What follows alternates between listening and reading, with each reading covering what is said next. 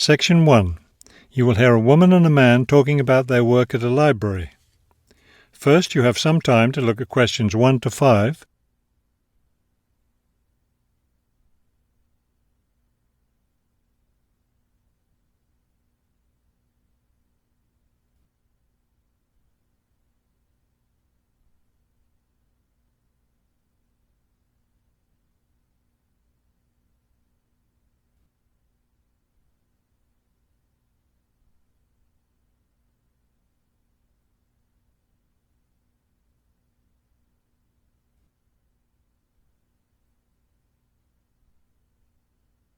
You will see that there is an example that has been done for you. On this occasion only, the conversation relating to this will be played first. Hello, I'm Mrs. Phillips, the head librarian. You're the new library assistant, aren't you? Yes, I'm Robert Haskell, but please call me Bob. The woman introduces herself as the head librarian, Mrs. Phillips, so the name Mrs. Phillips has been written in. Now we shall begin. You should answer the questions as you listen, because you will not hear the recording a second time. Listen carefully and answer questions 1 to 5. Hello, I'm Mrs. Phillips, the head librarian. You're the new library assistant, aren't you? Yes, I'm Robert Haskell, but please call me Bob. All right, Bob. Let me take a few minutes to explain how the library works and what your duties will be. First, the library opens at 8:30 in the morning, so naturally we expect you to be here and ready to work by then. Of course. And you can go home at 4:30 when the library closes.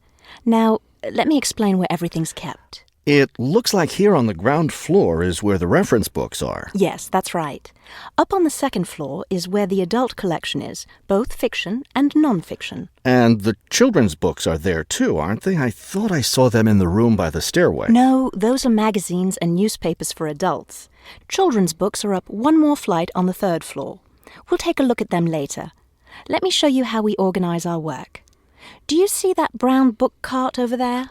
The one by the door? Yes, that one. Those books have been checked in and need to go back on the shelves. Okay, so the brown book cart has books to reshelve. What about this black cart by the desk? Those books have torn pages or damaged covers.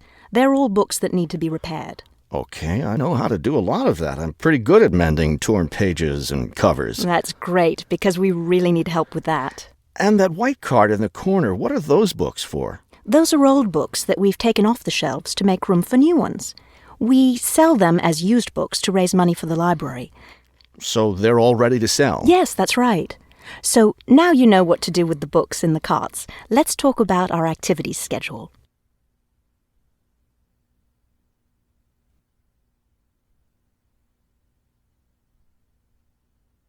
Now listen and answer questions 6 to 10.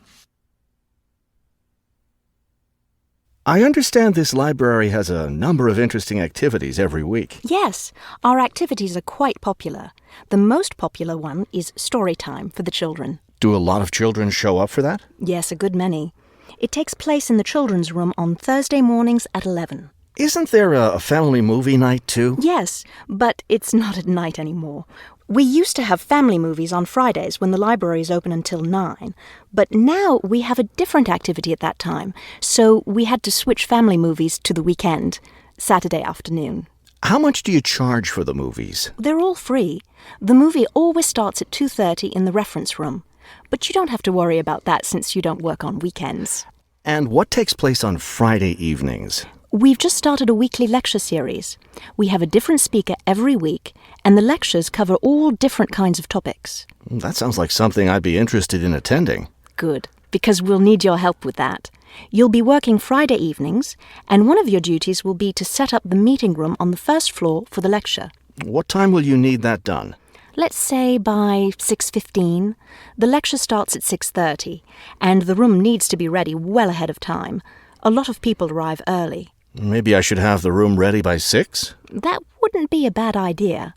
Okay, why don't I take you upstairs and show you the rest of the collection? That is the end of section 1. You now have half a minute to check your answers.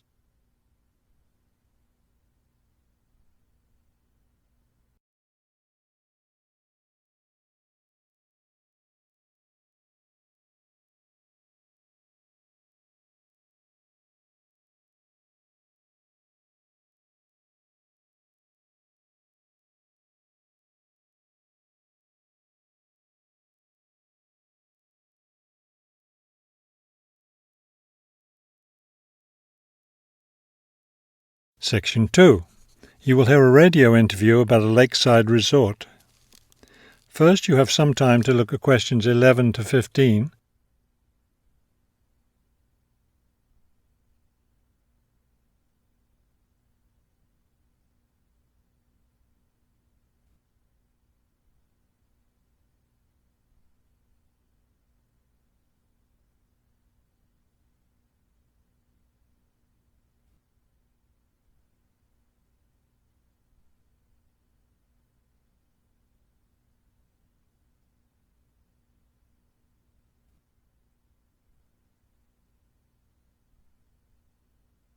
As you listen to the first part of the talk, answer questions 11 to 15.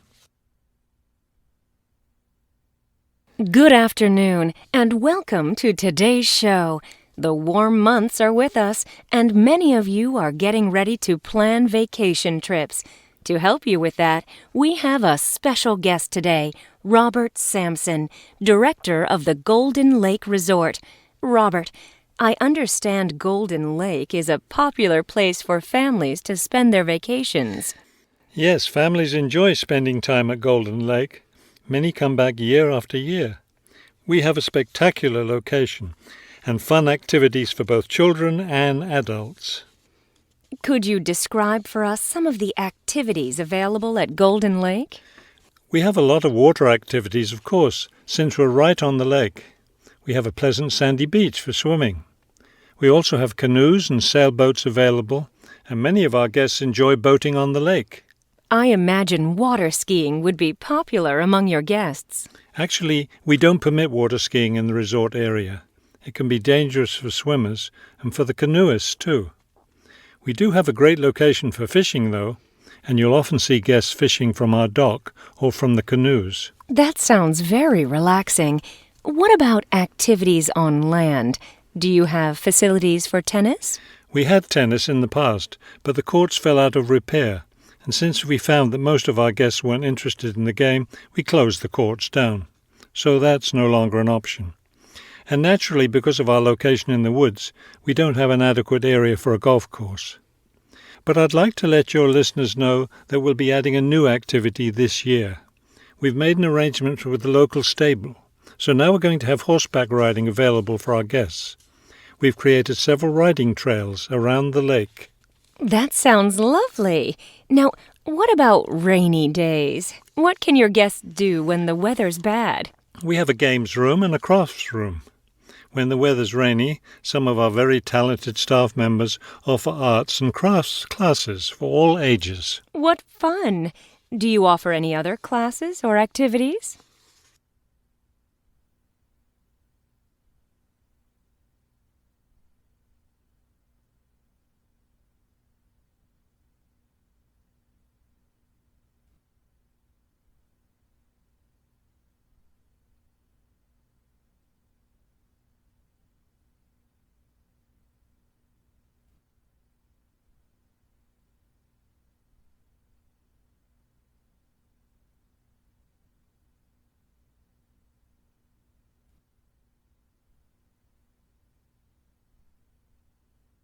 Now listen and answer questions 16 to 20. We have a weekly schedule of evening activities which anyone can attend if they choose. Every Sunday we show a film, always something that's suitable for the whole family. Monday's my favourite night because that's dessert night. Our cook prepares a variety of desserts and we get to taste them all. I'd like to be there for that. Yes, it's great. We get more serious toward the middle of the week. Our discussion night is on Tuesday. Discussion night? Yes, we discuss different current events depending on what's happening that week in the news. Then on Wednesdays, we have lectures. We invite different experts to talk about local history or nature topics. This is actually one of our most popular evening activities. We found that our guests are really interested in learning about the local area. It sounds quite interesting. Yes, we've had some excellent speakers. Thursday nights are totally different because that's when we play games. That's especially fun for the children. The children love Fridays too because that's talent show night. Everyone gets in on that. Staff, guests, everyone. It looks like you have a lot of fun at Golden Lake Resort. We do. And we end every week with big fun, with a dance on Saturday night. Now I understand a little more why Golden Lake is such a popular place for family vacations. With such a variety of activities, there's something for every member of the family there. There is, and I hope your listeners will consider spending their next vacation with us. That is the end of section 2. You now have half a minute to check your answers.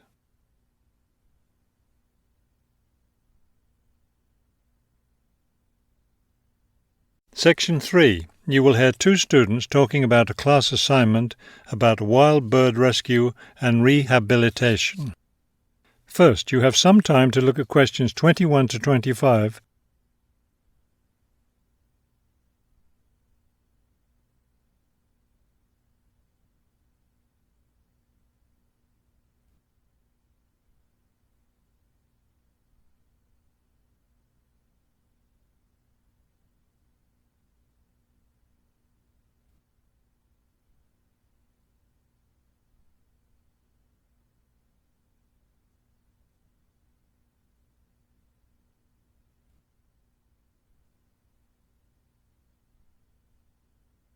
As you listen to the first part of the conversation, answer questions 21 to 25.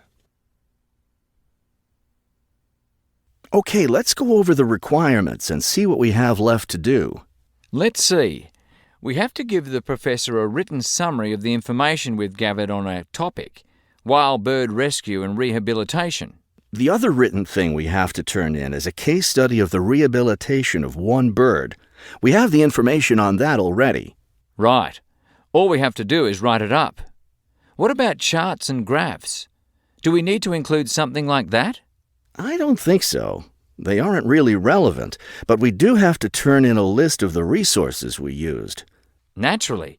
What about videos? I heard some of the other students were doing that. Well, I guess that must be optional, because I don't see it on the requirements list.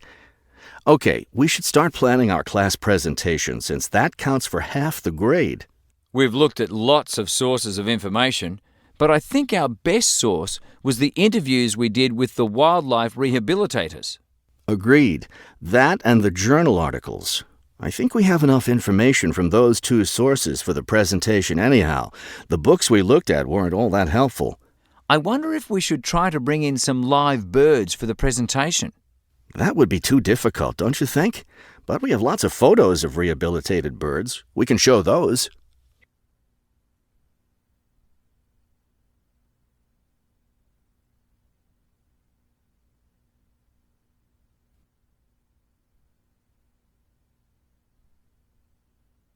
Now listen and answer questions 26 to 30. Right. Okay. I think we should start by talking about how to rescue a bird.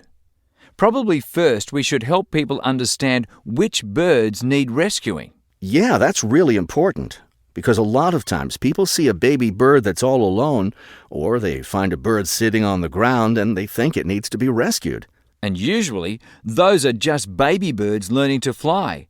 So we should emphasize that people should only attempt to rescue a bird that's clearly injured. For certain kinds of birds, the rescuer needs to wear protective gloves because some of those birds have sharp claws and can tear your shirt, or worse, injure your face or some other part of your body. Yes, that's an important point.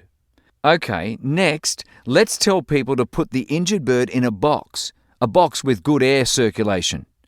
We should let them know that a cage isn't necessary, and a bag, especially a plastic one, could hurt the bird more. Another thing we need to say is that the best way to help the bird stay calm is not by petting it or talking to it, but by leaving it completely alone. Then people should take the bird to the bird rescue center as soon as possible. Right, and we should also point out that when they're driving the bird to the rescue center, it's better not to play music on the radio or talk loudly, because those things just stress the bird. Yes. It's better just to speak quietly while you have the bird in the car. Okay, we've got that part covered. Next, we should talk about what happens at the rescue center. That is the end of section 3. You now have half a minute to check your answers.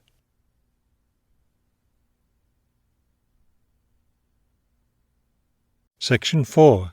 You will hear a lecture about the Great Barrier Reef.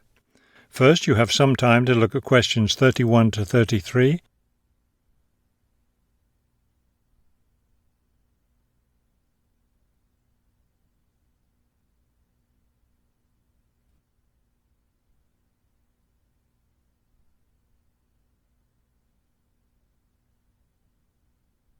Now listen carefully and answer questions 31 to 33.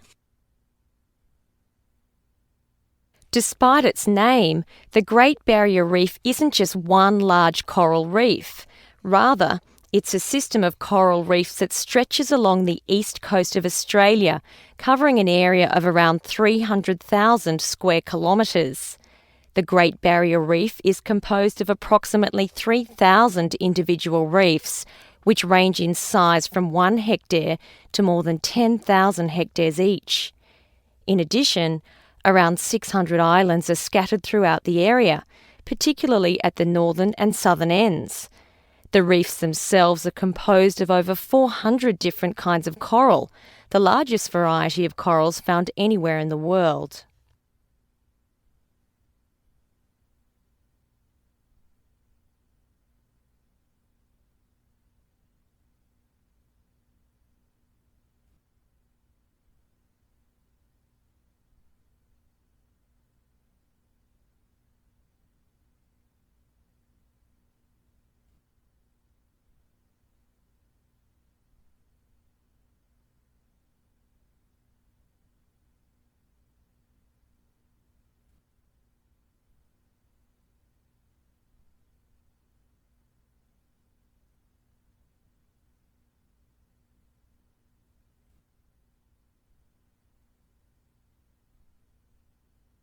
Now listen carefully and answer questions 34 to 40. Thousands of species of sea animals live in and around the reefs. Altogether, approximately 1,500 species of fish inhabit the reef area, including a number of different kinds of sharks. One of the more interesting mollusks to be found in the reefs is the giant clam. This huge shellfish can live for more than 100 years and can weigh as much as 200 kilos. Sea mammals abound in the area, which serves as a breeding ground for certain types of whales, many of which are endangered. Over 200 species of sea and shore birds feed, roost or nest among the reefs and islands. Many types of reptiles can also be found living among and near the reefs. Saltwater crocodiles, for example, inhabit the marshes along coastal areas. Amphibians include at least 7 species of frogs inhabiting the islands of the reef. Unfortunately, this wondrous area of the world is threatened by climate change. Rising sea temperatures have led to an effect called coral bleaching, that is, large numbers of corals dying off, especially in the shallower areas of the reef. The Great Barrier Reef Marine Park Authority is attempting to find effective ways to deal with this issue that threatens the reef. One proposed solution involves shading the reef in certain areas to help keep the surrounding water temperatures down. That is the end of Section 4. You now have half a minute to check your answers.